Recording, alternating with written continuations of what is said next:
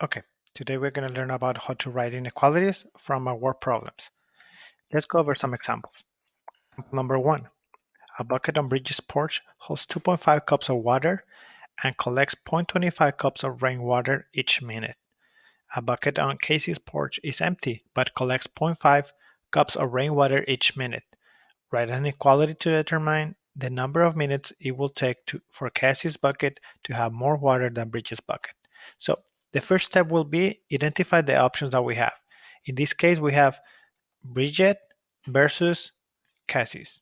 Okay, so we're going to write it down, the options that we have. Now, second step, identify on the first option the important or the key elements. In this case will be 2.5 cups of water. That's the starting point. That will be a number. And then 0.25 cups of rainwater each minute. The word each, since it's repeating, is something that it will happen every minute. We need a variable. We don't know how many minutes. So it will be 2.5 plus 0.25x. We need the variable because it's something that is repeating. Now, on the other side or the other option, we start empty, so we start at 0, and then it will collect zero point 0.5 cups of rainwater each minute. We need a variable because it's saying each minute. Now, at the end, to get the inequality sign, we need to look at the question.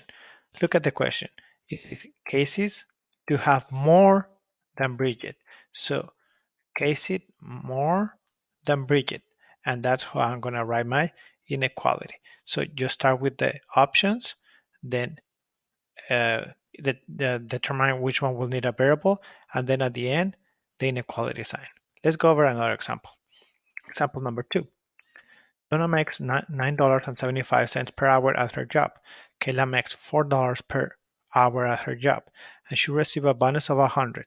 Which inequality could be used to find the number of hours it will take for Donna to earn at least the same as Kayla or more? So first step, identify the options that we have. Donna versus Kayla.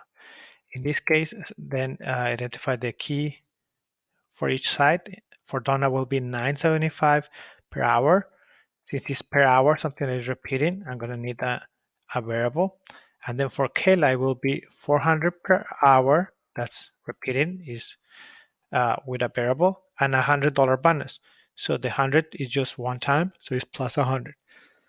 Now, to find the inequality sign, we need to look at the question. It says Donna at least the same or more. So at least the same, it can be equal or more. So we're going to say Donna greater or equal than Kayla. And that's how I'm going to write my inequality. Okay?